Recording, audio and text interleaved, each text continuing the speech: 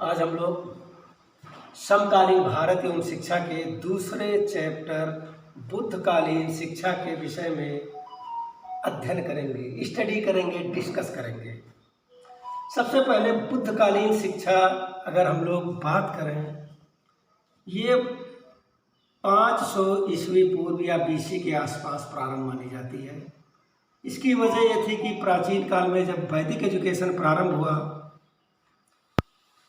उसके पश्चात जब उत्तर वैदिक काल आया तो सोसाइटी, समाज और हर चीज़ में बहुत सारी बुराइयां आ गईं, बहुत सारे आडंबर आ गए।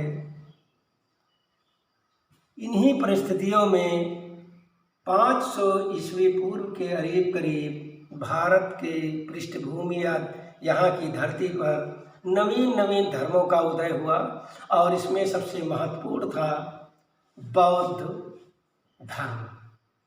इसके फाउंडर थे महात्मा बुद्ध।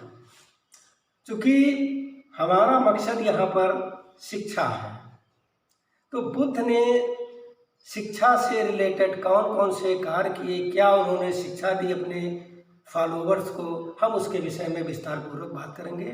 यही हमारे सिलेबस का पार्ट है। सबसे पहले बौद्ध एजुकेशन का उद्देश्य, ऑब्जेक्टिव।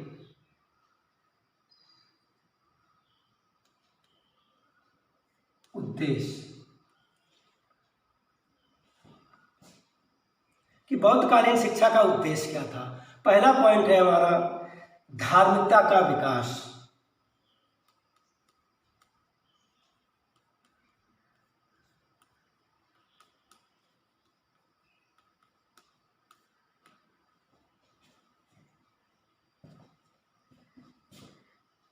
Development of रिचुअसनेस।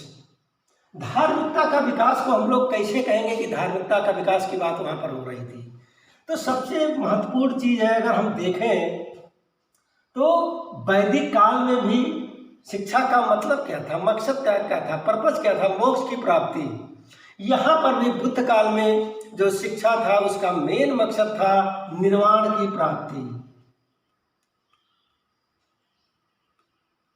निर्वाण की प्राप्ति। और किसी व्यक्ति को निर्वाण कैसे मिल सकता था, उसके लिए दो चीजें जरूरी थी, ज्ञान और कर्म।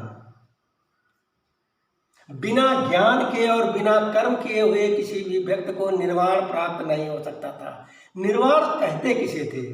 निर्वाण का मतलब था कि व्यक्ति जो जन्म और मृत्यु का ये चक्र चलता रहता है, उससे उसे मुक्ति मिल जाती थी अगर निर्वाण को प्राप्त हो गया तो निर्वाण में दो चीजें थी, ज्ञान और कर्म। दूसरी चीज धार्मिकता के विकास को हम कैसे देखेंगे कि जो बौद्धकालीन शिक्षा के केंद्र थे मठ और विहार या संघ जिसे हम लोग कहते थे, तो यहाँ पर संघ मौजूद थे। संघ ये प्रचार के केंद्र होते थे और इसका वातावरण होता था धार्मिक वातावरण में ही शिक्षा दी जाती थी। इसीलिए कहा जाता है कि बौद्धकालीन शिक्षा का उद्देश्य था धार्मिकता का विकास। ये हमारा फर्स्ट पॉइंट। सेकंड पॉइंट है चरित्र निर्माण पर बल।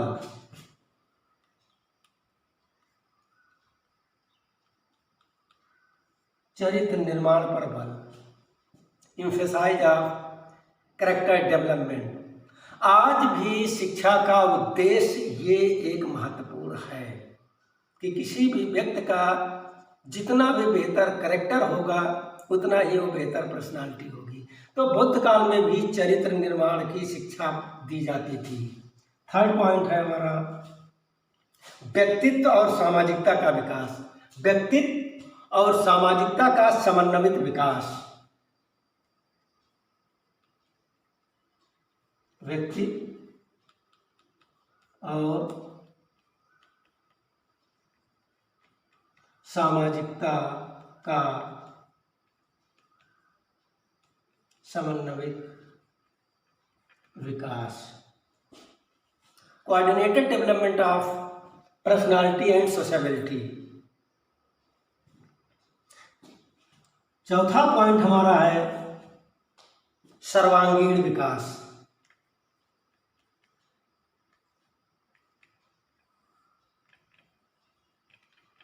All over development. आज भी अगर हम लोग देखें तो बच्चे की या व्यक्ति की जो शिक्षा दी जा रही है उसका भी फोकस है शिक्षा का ऑल ओवर डेवलपमेंट। मीन्स उसके तीनों एस्पेक्ट कॉग्निटिव, अफेक्टिव और साइकोमोटर, तीनों स्किल का डेवलपमेंट किया जाता है, तभी उसके व्यक्तित्व के विकास को हम लोग बेहतर व्यक्तित्व मानते हैं। और नेक्स्ट पॉइंट है हमारा बौद्ध धर्म की शिक्षा।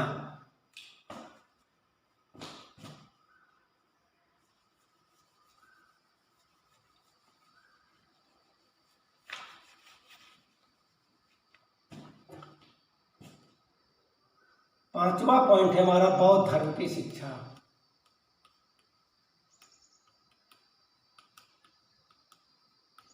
बौद्ध धर्म की शिक्षा, एजुकेशन ऑफ बुद्धिस्ट रिलीजन। जाहिर सी बात है, जो भी धर्म होगा वो अपने धर्म की ही शिक्षा देगा। तो जितने भी शिक्षा के केंद्र थे, चाहे इनके मठ हो या बिहार रहे हो या जो भी प्रचार के लिए लोगों को भेजा जाता था, उनका मेन मोटिव होता था बौद्ध धर्म की शिक्षा ही देना। और इसका बेस्ट एग्जाम्पल था कि यहाँ पर त्रिपिटक थे, शुद्ध पिटक,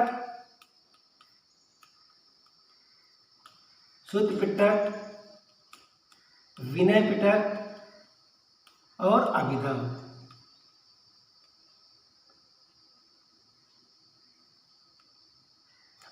पिटक, इसे बौद्ध धर्म में त्रिपिटक कहा गया है।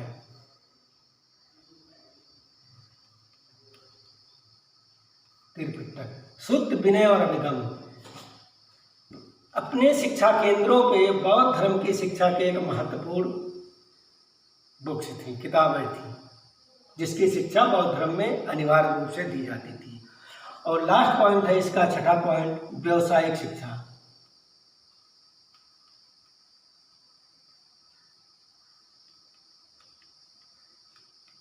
व्यावसायिक शिक्षा, प्रोफेशनल एजुकेशन।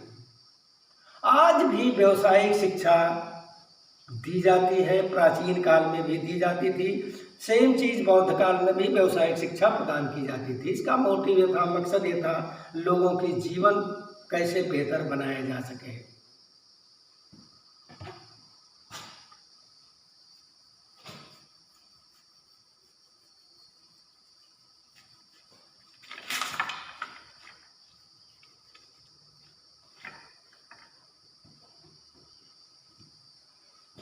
नेक्स्ट है हेडिंग हमारा organisation of Buddhist education.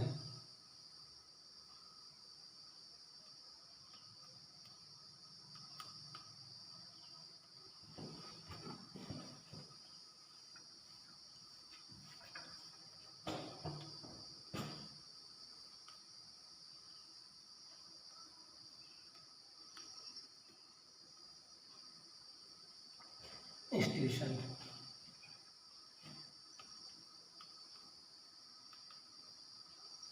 Organisation of Buddhist education. बौद्धकालीन जो शिक्षा के केंद्र थे वो मठ था। मठ में न केवल धर्म के साथ साथ मूलतः धर्म की शिक्षा दी जाती थी और इसके साथ साथ शिक्षा भी दी जाती थी। मीन्स मठ एक तो धर्म के प्रचार प्रसार का केंद्र थे, दूसरा धर्म के साथ साथ यहाँ पर शिक्षा भी मठों के अंदर दी जाती थी। जो शिक्षा देते थे मठ के अंदर उन्हें हम लोग भिक्षुणी कहते थे। भिक्षु,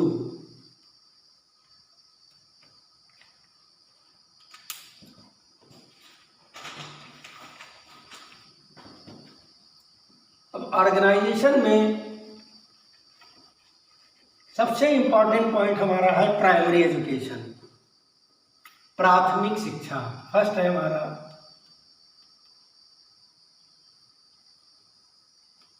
प्राइमरी एजुकेशन। प्राइमरी एजुकेशन का उल्लेख जातक कथाओं से प्राप्त होता है।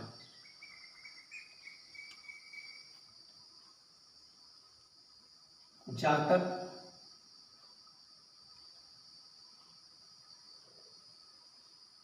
कथा है। कि किस प्रकार से प्राथमिक से एजुकेशन वहाँ पर प्रदान की जाती थी। और शिक्षा जो है सभी जातियों के लिए थी, सभी जातियों के लिए। यहाँ पर कोई किसी भी प्रकार से किसी प्रकार का कोई भेदभाव नहीं किया जाता था। प्रारंभ में जो शिक्षा होती थी केवल धार्मिक,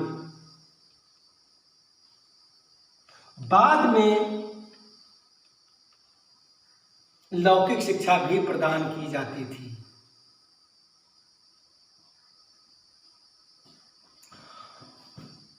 रीजन क्या था लौकिक शिक्षा प्रदान करने का? बाद में जब ब्राह्मण के द्वारा शिक्षा को चैलेंज दिया गया तो बुद्धिज्म ने लौकिक शिक्षा पर ध्यान दिया। इसका उल्लेख करता है फाहियान जो एक चीनी यात्री था, वो इस बात का उल्लेख करता है कि जब बुद्ध एजुकेशन में प्रारंभ में धार्मिक शिक्षा दी जा रही थी, ब्राह्मणों ने जब प्रतिदिन मतलब वो लोग भी अपनी एजुकेशन सिस्टम में शिक्षा का विकास कर रहे थे, नई नई चीज़ें इंट्रोड्यूस कर रहे थे, उसी को ध्यान में रखते हुए बौद्धिज्म में भी लौकिक शिक्षा पर फोकस किया गया। प्राइमरी एजुकेशन का एडमिशन किस ईयर में होता था और उसकी ड्यूरेशन क्या होती थी?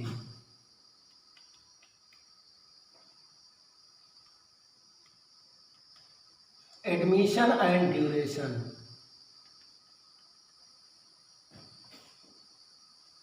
एज 6 साल होती थी और ड्यूरेशन प्राइमरी एजुकेशन की भी 6 साल ही थी। 6 साल की उम्र में एडमिशन होता था और उसे 6 साल तक के प्राइमरी एजुकेशन या प्राथमिक शिक्षा ग्रहण करनी पड़ती थी। इसका उल्लेख जो है इतसिंग करता है। इतसिंग ये भी चीनी यात्री है, इसके द्वारा इस बात का उल्लेख किया जाता है। करिकुलम,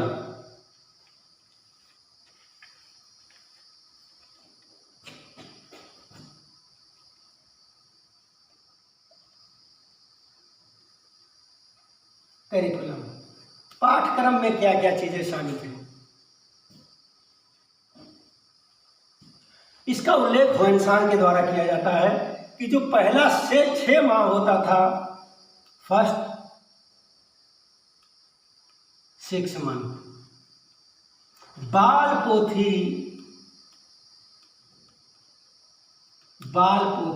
पढ़ाई जाती थी। स्टार्टिंग के 6 मंथ में बाल पोथी एक बुक होती थी और इसे सिद्धिरस्तु भी कहते थे।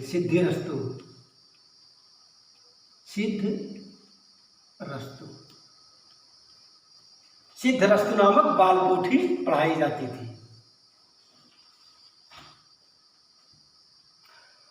आफ्टर 12 माह के पश्चात, after 12 month,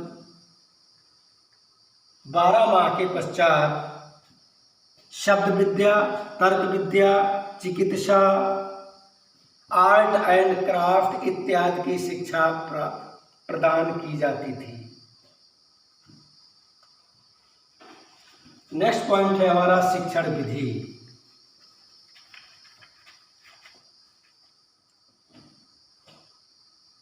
methods of teaching.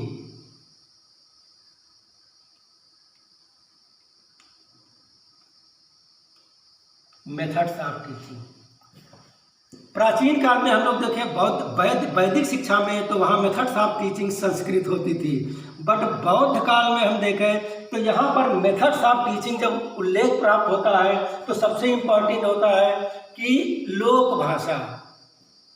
तो लोक भाषा एक्चुअल में पाली थी उस समय, लेकिन इनकी मेथड्स ऑफ टीचिंग होती थी मगधी, जो लोक भाषा पाली के अत्यधिक करीब थी, जो पाली भाषा के करीब थी। अब अगर एग्जामिनेशन में आ जाए कि बौद्धकालीन शिक्षा का माध्यम क्या था, मीडियम क्या था, आंसर में अगर मगधी दिया हुआ है तो फर्स्ट ऑप्शन आपका मगधी ही होगा। लेकिन अगर मगधी का उल्लेख नहीं है और पाली दिया हुआ है तो आंसर उसका पाली भाषा हो जाएगा।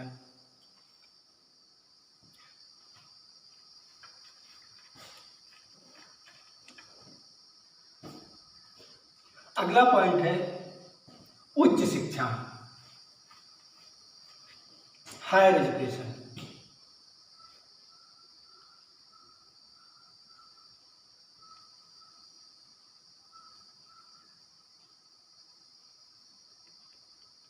उच्च शिक्षा, यह भी शिक्षा सभी धर्मों के लिए थी, सभी धर्मों के लिए। मीन्स किसी भी प्रकार का कोई भेदभाव नहीं किया जाता था, कोई डिस्क्रिमिनेशन नहीं था, जात के लेकर, वर्ग को लेकर, पंथ को लेकर, क्षेत्रीयता को लेकर, बिना किसी भेदभाव के सभी को शिक्षा प्रदान की जाती थी। शिक्षा के जो केंद्र थे वो थे मठ और विहार। मठ और विहारों के अंदर शिक्षा प्रदान की जाती थी। प्रवेश कब होता था? एडमिशन, हायर एजुकेशन में एडमिशन का जो टाइम पीरियड था कि मिनिमम क्या एज होनी चाहिए, 12 वर्ष की उम्र में उसे एडमिशन दिया जाता था। और उच्च एजुकेशन की जो ड्यूरेशन थी, एडमिशन एंड ड्यूरेशन, वो भी 12 वर्ष की थी। मीन्स 12 वर्ष की अवस्था में उसका एडमिशन होता था और 12 वर्ष की अवधि तक ही वो शिक्षा ग्रहण करता था।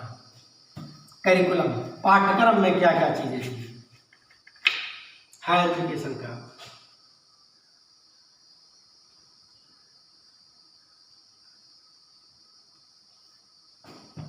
दो चीजें थी, धार्मिक विषय और लौकिक विषय। लौकिक मीन्स धार्मिक की शिक्षा दी जाती थी और लौकिक। धर्म के अंदर क्या होगा? बौद्ध धर्म से रिलेटेड साहित्य होती थी, त्रिपिटक होते थे जिसमें शुद्ध, विनय और अभिधम पिटक का मैंने पहले भी उल्लेख किया हुआ है। इसके अतिरिक्त लौकिक में हिस्ट्री, ज्योग्राफी, चिकित्सा, तर्क विद्या, न्याय, दर्शन एक्सेट्रा इत्यादि की शिक्षा प्रदान की जाती थी। शिक्षा का माध्यम, मीडियम ऑफ एजुकेशन,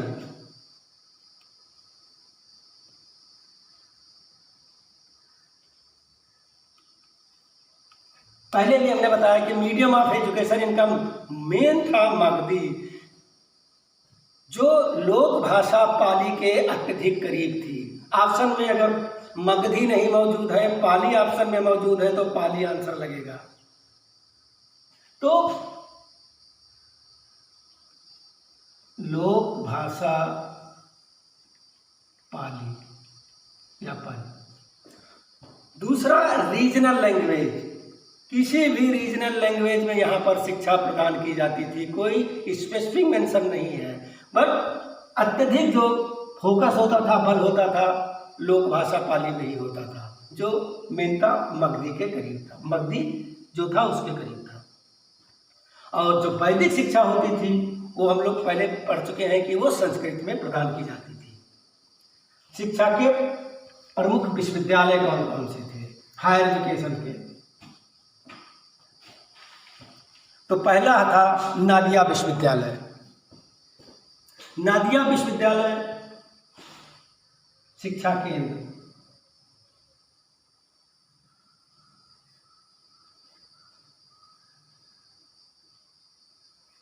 नादिया विश्वविद्यालय,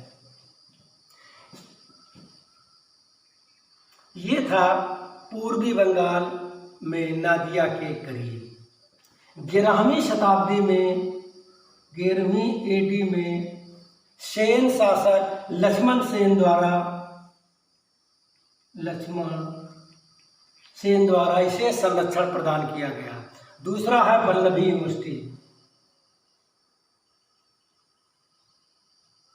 वल्लभी यूनिवर्सिटी। ये भी पूर्वी काठियावाड़, प्रेजेंट टाइम में पश्चिम भारत का एक पार्ट है। ये शिक्षा का प्रमुख केंद्र था। तीसरा है विक्रमशिला।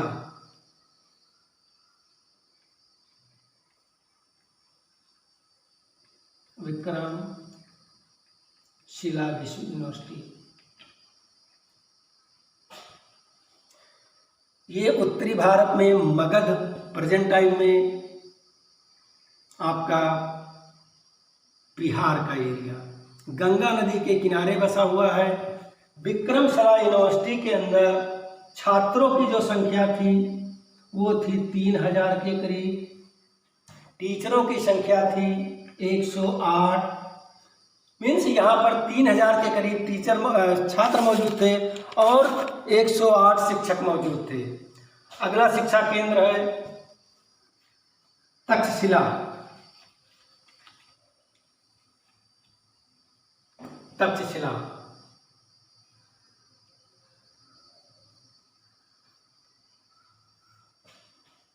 प्रेजेंट टाइम में रावलपिंडी, पाकिस्तान। रावलपिंडी पाकिस्तान में यह मौजूद है। प्रारंभ में यह विश्वविद्यालय वैदिक शिक्षा का महत्वपूर्ण केंद्र हुआ करता था। बाद में बौद्ध शिक्षा का एक केंद्र बिंदु बना और इस विश्वविद्यालय से अनेक महापुरुषों मनीषियों को इसके द्वारा शिक्षा प्रदान की गई या यहाँ से निकल करके आए। जैसे इम्पॉर्टेंट है व्याकरणाचार्य,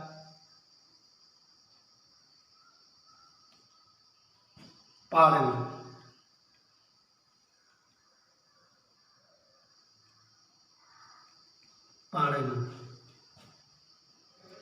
राजनीतिक, सबके दिमाग में आता है चाणक्य, अर्थशास्त्री कौटिल्य,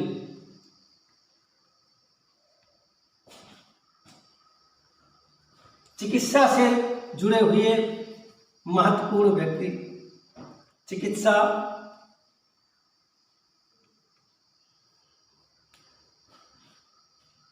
जीवक।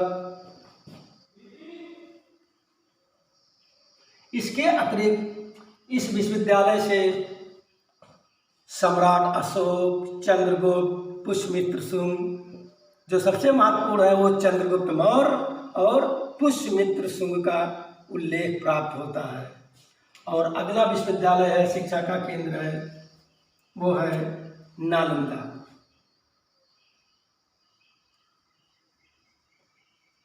नालंदा ये लोकेशन है पटना से लगभग 50 मील दूर। इस नालंदा विश्वविद्यालय में सभा भवन 8 थे, बड़े बड़े, आज के डेट में महाविद्यालयों के समान 8 सभा भवन का उल्लेख प्राप्त होता है। क्लासरूम 3000 क्लासरूम यहाँ पर मौजूद थे। जाहिर सी बात है 3000 क्लासरूम होंगे तो छात्रों की संख्या कितनी होगी? स्टूडेंट 10,000 के करीब यहाँ पर छात्र मौजूद थे। स्विमिंग पूल जिसे उस समय सरोवर कहा जाता था, तो कहा जाता है यहाँ पर 10 सरोवर मौजूद थे या इससे अधिक। इसके साथ एक दुर्घटना घटित होती है 1503 में। बख्तियार खलजी नामक एक आक्रांता या आक्रमणकारी के द्वारा बंगाल पर आक्रमण किया जाता है। सेन वंश का उस समय राज्य होता है और इसकी ध्वस्त कर दिया जाता है 1503। बख्तियार खलजी के द्वारा। बख्तियार खलजी ये मोहम्मद गौरी का एक सैनिक था। इसके द्वारा नालंदा यूनिवर्सिटी को नष्ट कर दिया जाता है।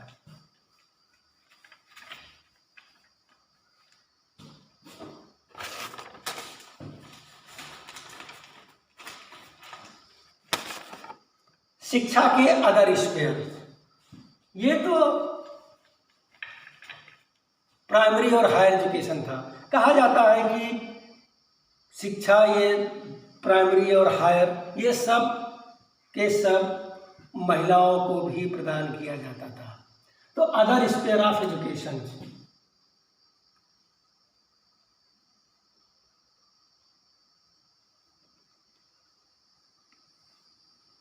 सबसे महत्वपूर्ण होता है हमारा फीमेल,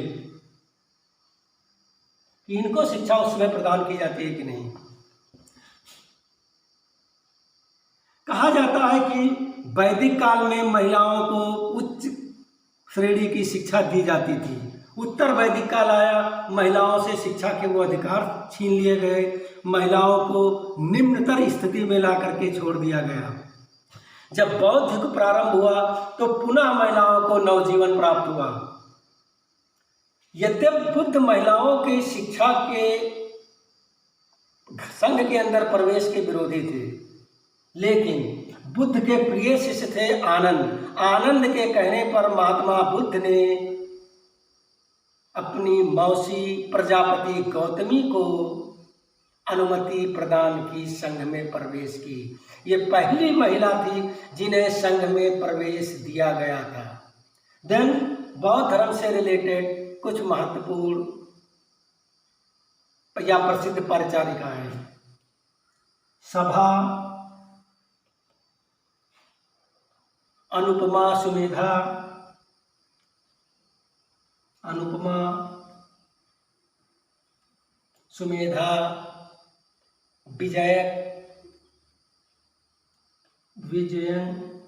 विजयंका, और लास्ट में जो एक महत्वपूर्ण नाम आता है वो संघमित्रा का। संघमित्रा ये अशोक की पुत्री थी। लंका में धर्म का जो प्रचार प्रसार था वो अशोक की पुत्री संघमित्रा के द्वारा ही किया गया था। अब एक चीज यहां पर समझ में नहीं आती है कि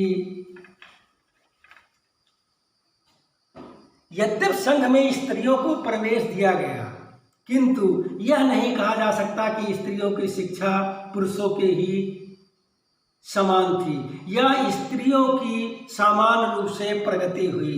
उसके कुछ कारण हैं। कौन कौन से कारण हैं जो ये शो करते हैं कि स्त्री और पुरुषों में असमानता मौजूद थी। पहला पॉइंट, बौद्ध धर्म में स्त्रियों का स्थान पुरुषों से निम्नतर था। क्यों? रीजन कैसे आप कहेंगे? तो सामान्यतः जब स्त्रियों की शिक्षा की बात की जाती है तो स्त्रियों की शिक्षा के प्रति उतना ध्यान नहीं दिया गया। ध्यान दिया भी गया तो कुलीन और उच्च वर्ग की स्त्रियों पर ही ध्यान दिया गया। सामान्य रूप से बौद्ध धर्म में स्त्रियों को शिक्षा प्रदान नहीं की जाती थी। सेकंड पॉइंट, संघ में स्त्रियों का प्रवेश किस कंडीशन में होगा यह निश्चित था। बिना बौद्ध भिक्षु की आज्ञा के स्त्रियों को संघ में प्रवेश नहीं दिया जा सकता था।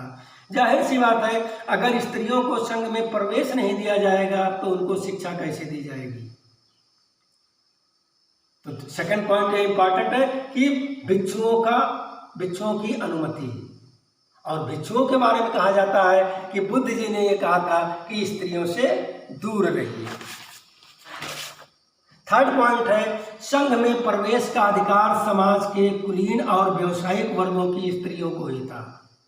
और चौथा पॉइंट, बौद्ध मत में प्रवेश करने वाली स्त्रियां भिक्षुणियां कहलाती थी। उनके लिए अलग मठ की स्थापना की गई थी और उन्हें शिक्षा प्रदान करने का कार्य नहीं दिया गया था। इंपॉर्टेंट पॉइंट कि यद्यपि संघ में प्रवेश दे दिया गया लेकिन उनके लिए अलग मठ बनाया गया, इसके साथ साथ उन्हें शिक्षा प्रदान करने का कार्य नहीं दिया गया। तो ये चारों पॉइंट इस बात की तरफ इंडिकेट करते हैं कि कहना है कि पुरुष और महिलाओं में अंतर मौजूद था। महिलाओं को उतने अधिकार नहीं प्राप्त थे जितना कहा जाता है। तो अगर निष्कर्षता कंक्लूजन देखें, यह कहा जा सकता है कि बौद्ध धर्म में कुलीन और व्यावसायिक स्त्रियों की ही शिक्षा को प्रोत्साहन दिया जाता था। सामान्य स्त्रियों की शिक्षा के लिए कुछ भी कार्य नहीं किया गया। बौद्ध धर्म के अंदर। अगला पॉइंट है हमारा प्रोफेशनल एजुकेशन, व्यवसायिक शिक्षा।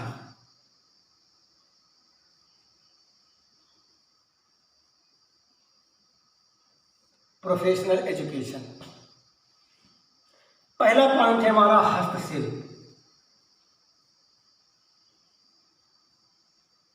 हस्तशिल्प की शिक्षा, इसका उल्लेख जो प्राप्त होता है बौद्ध ग्रंथ महावग्ग से। महावग्ग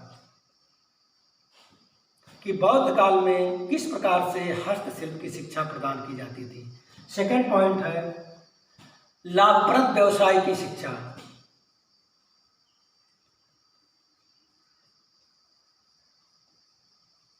लाभप्रद व्यवसाय की शिक्षा जैसे कृषि, लेखन कला, पशुपालन जैसे आज दी जा रही है। और थर्ड पॉइंट है हमारा भवन निर्माण,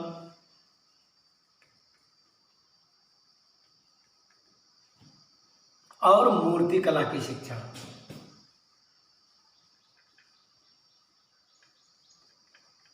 भवन निर्माण और मूर्ति कला की शिक्षा।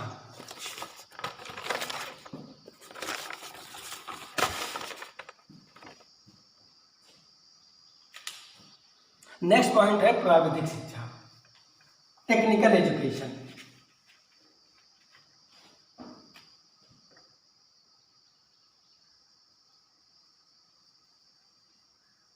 प्राविधिक शिक्षा, टेक्निकल एजुकेशन।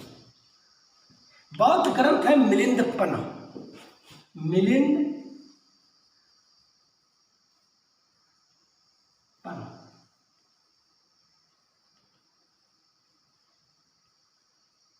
मिलिंदपना, यहां से इस बात का उल्लेख प्राप्त होता है। इस ग्रंथ में टोटल 19 प्रकार के शिल्पों का उल्लेख किया गया है और कहा जाता है कि इस 19 प्रकार के शिल्प, 19 प्रकार, इनमें से जो 10 प्रकार के शिल्प थे उसकी शिक्षा केवल तक्षशिला विश्वविद्यालय में दी जाती थी। तक्षशिला यूनिवर्सिटी।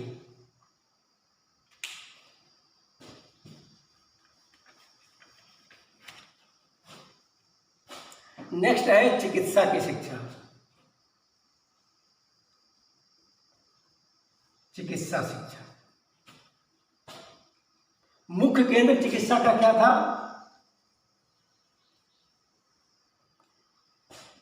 तक्षशिला।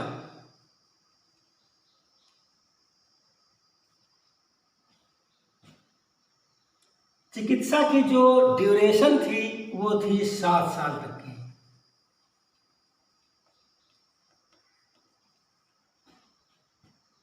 महत्वपूर्ण जो आयुर्वेदाचार्य थे, चरक, जीवक, धन्वंतरी,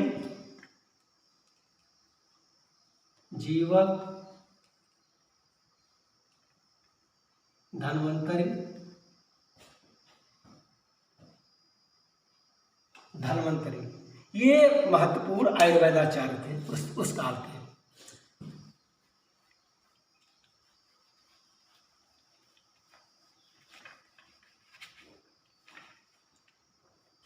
नेक्स्ट है कैरेक्टरिस्टिक्स ऑफ बुद्धिस्ट एजुकेशन, या शिक्षा की प्रमुख विशेषताएं।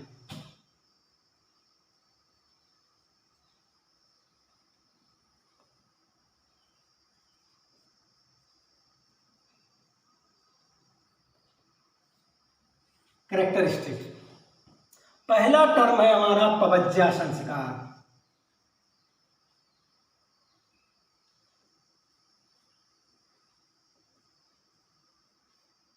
इंग्लिश में भी इसे पवज्जा सेरेमनी ही कहते हैं। शाब्दिक अर्थ इसका क्या होता है? बाहर जाना, बाहर जाना, गोइंग आउट। बालक जब अपने घर को त्याग करके संघ में प्रवेश करता था उस समय यह संस्कार संपन्न होता था।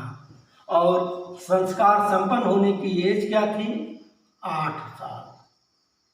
8 साल की उम्र में यह संस्कार संपन्न होता था। और इस पवज्या संस्कार का उल्लेख विनय पिटक में होता है। विनय पिटक जो बुद्ध धर्म का बहुत महत्वपूर्ण ग्रंथ है। कहा जाता है जब बालक घर से बाहर जाकर के उसका यह संस्कार संपन्न किया जाता था, उस समय गुरु भिक्षु के समक्ष उपस्थित होकर उसे 3 बार शपथ लेनी पड़ती थी। शपथ कौन सी होती थी?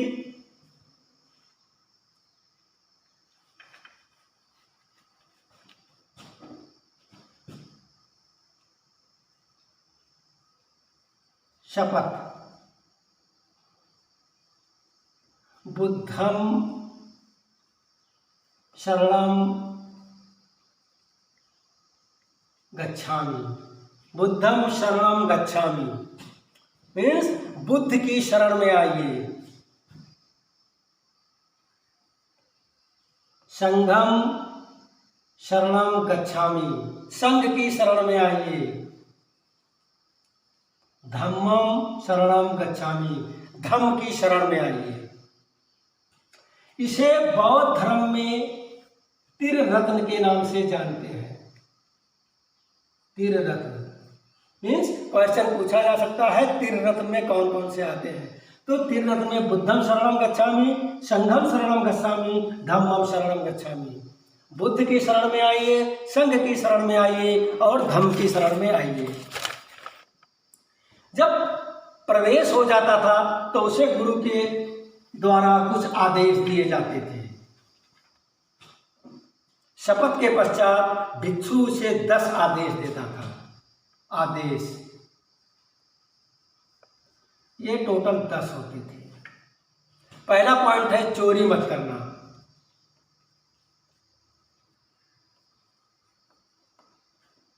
दूसरा पॉइंट है जीव हत्या मत करना। तीसरा पॉइंट है असत्य भाषण मत बोलना। चौथा पॉइंट है वर्जित समय पर आहार मत करना, मीन्स समय निश्चित होता था आहार करने का। पांचवा पॉइंट है मादक वस्तुओं का प्रयोग मत करना। छठा पॉइंट है अशुद्ध आचरण मत करना। सातवां पॉइंट है श्रृंगार की वस्तुओं का प्रयोग मत करना, हमेशा सादा जीवन व्यतीत करना।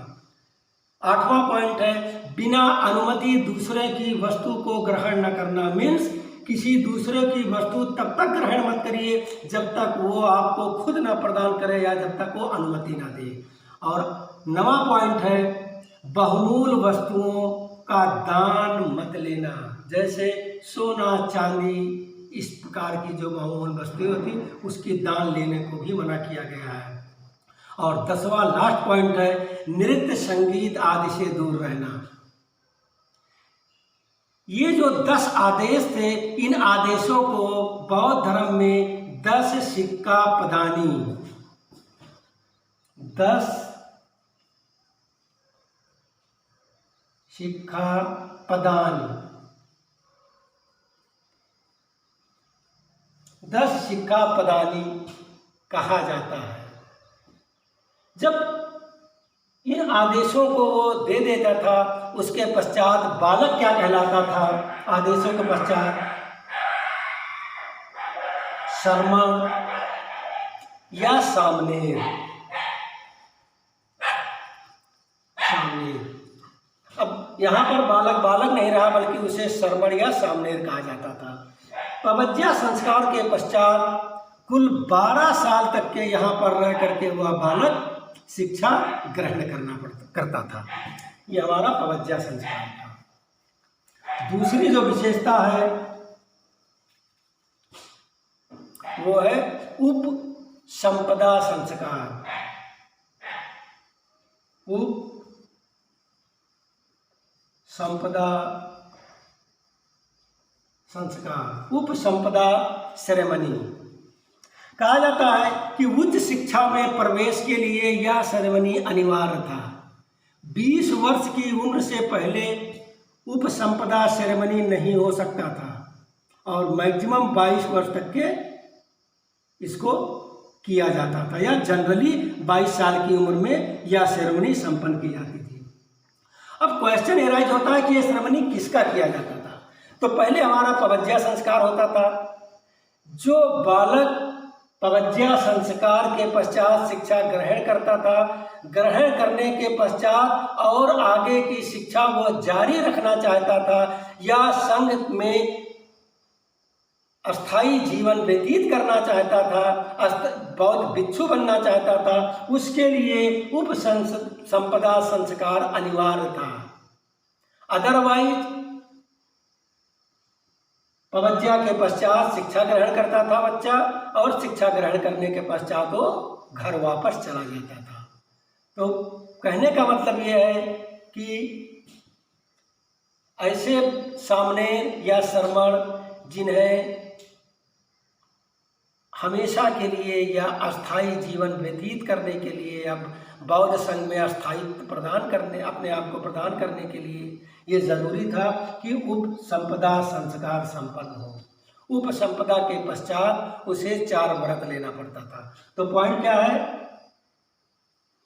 बौद्ध संघ में अस्थायित्व या बौद्ध भिक्षु बने रहने के लिए, अगर वो चाहता था कि बौद्ध भिक्षु बना रहे तो उप संपदा संस्कार संपन्न होता था। इसके पश्चात उसे 4 व्रत, उसके पश्चात उसे गुरु के द्वारा 4 प्रकार के व्रत धारण करनी पड़ती थी। 4 व्रत धारण करना पड़ता था। व्रत 4। पहला, वृक्ष के नीचे सोना।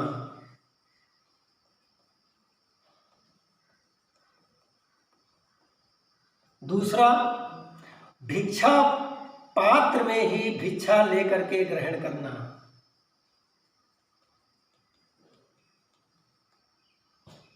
तीसरा पॉइंट, मांगे हुए वस्त्र ही धारण करना। मांगे वस्त्र। और चौथा पॉइंट, औषधि के रूप में गौमूत्र का सेवन करना। गौमूत्र का सेवन करना। इसके अतिरिक्त जो भिक्षु होते थे उन्हें चोरी, मैथुन, प्राणी हत्या और चमत्कारिक प्रदर्शन न करने की हिदायत दी जाती थी। मीन्स ये चीजें वर्जित था। और ऊपर के दोनों संस्कार, पवज्या संस्कार, उपसंपदा संस्कार, ये दोनों बालिकाओं या महिलाओं को भी ये अधिकार प्राप्त था।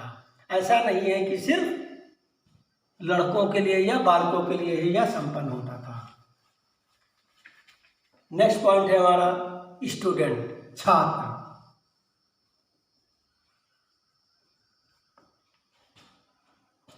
सभी धर्मों के छात्रों को शिक्षा का अधिकार प्राप्त था। केवल चांडाल को इससे वंचित रखा गया था।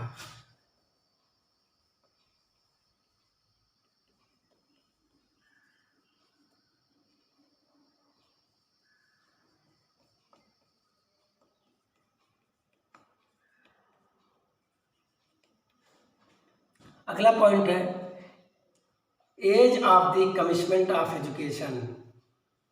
शिक्षा ग्रहण करने की आयु। Age of the commitment of education. Commitment of education.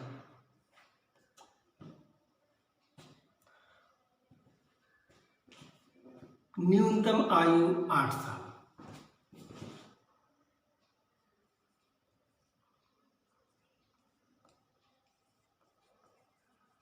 8 साल मीन्स एडमिशन के लिए मिनिमम 8 साल की उम्र जरूरी थी। 8 साल से पहले प्रारंभ नहीं हो सकती थी। अगला पॉइंट है स्टडी पीरियड एंड ड्यूरेशन।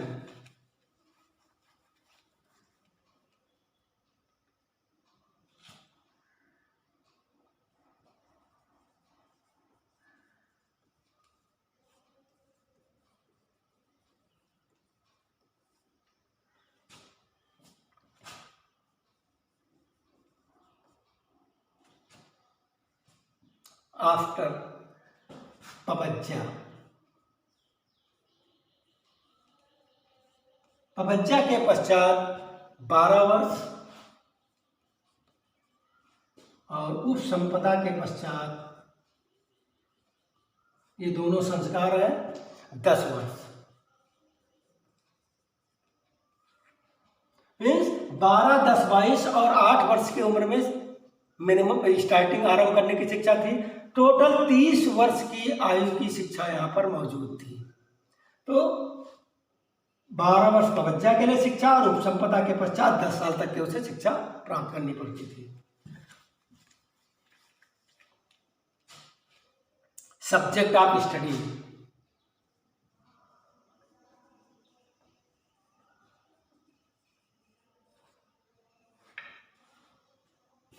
धार्मिक और लौकिक।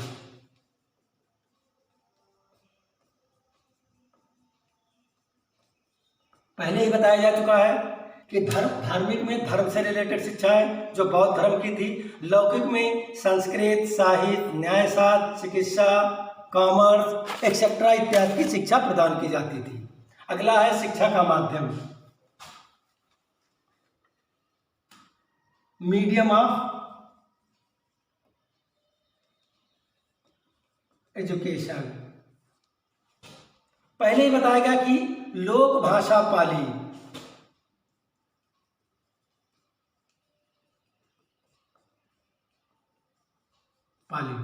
लेकिन अगर मगधी मौजूद होगा तो आंसर मगधी होगा।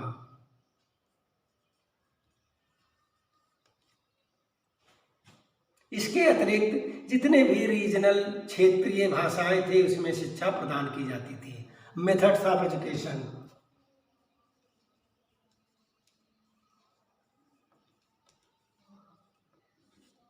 सामूहिक शिक्षा की व्यवस्था। मीन्स यहाँ पर एक ग्रुप में 10 बच्चा हो सकता था, 15 हो सकता था, 20 हो सकता था। मीन्स इंडिविजुअल नहीं था। नेक्स्ट पॉइंट है हमारा मेथड्स ऑफ टीचिंग।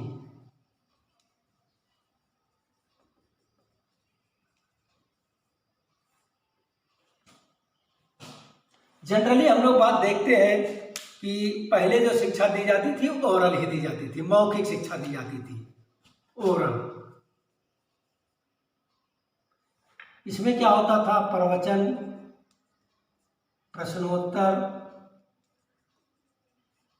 वाद विवाद,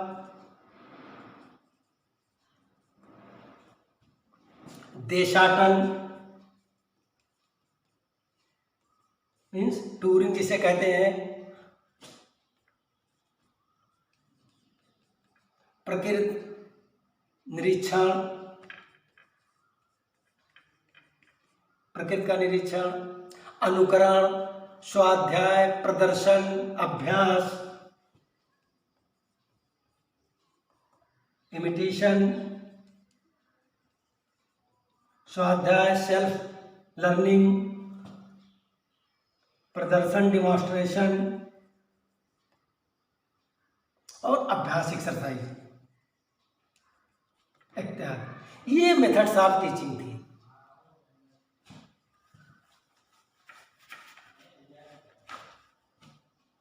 छात्र जीवन संबंधी नियम, छात्र जीवन संबंधी नियम, छात्र के जीवन से संबंधित कुछ नियम थे। पहला पॉइंट, छात्र को दिन में 3 बार भोजन करने की परमिशन थी।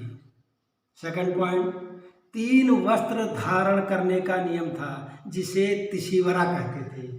3 वस्त्र,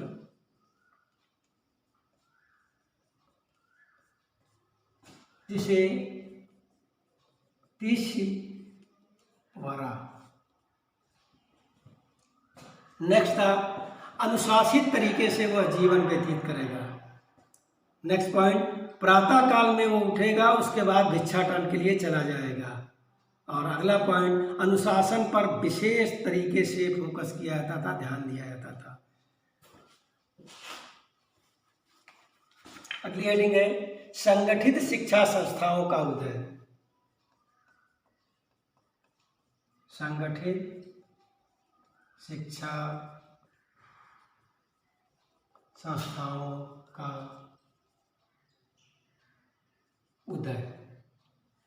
ऑर्गेनाइज्ड वे में एजुकेशनल इंस्टीट्यूशन यहाँ पर इस्टेब्लिश होते हैं, प्राइमरी से लेकर के उच्च तक के, हायर एजुकेशन तक के। और इसका लास्ट पॉइंट जो है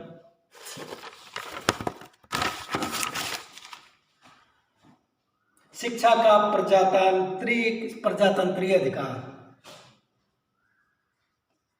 शिक्षा का प्रजातंत्रीय आधार। बौद्ध काल में शिक्षा के प्रजातांत्रिक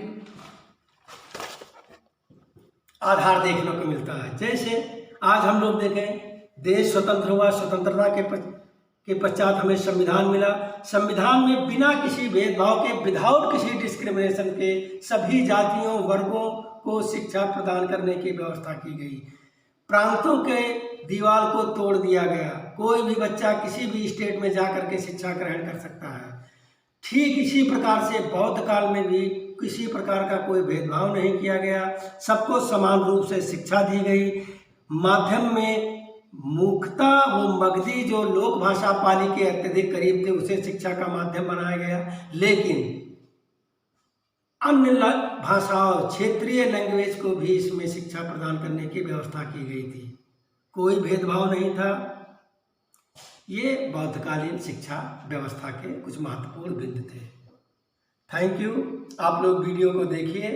पहली वीडियो में कुछ प्रॉब्लम थी इको की, कोशिश की गई है कि यहाँ पर वो प्रॉब्लम क्रिएट ना हो और आपको बिना किसी बाधा के चीज़ें समझ में आए। धन्यवाद।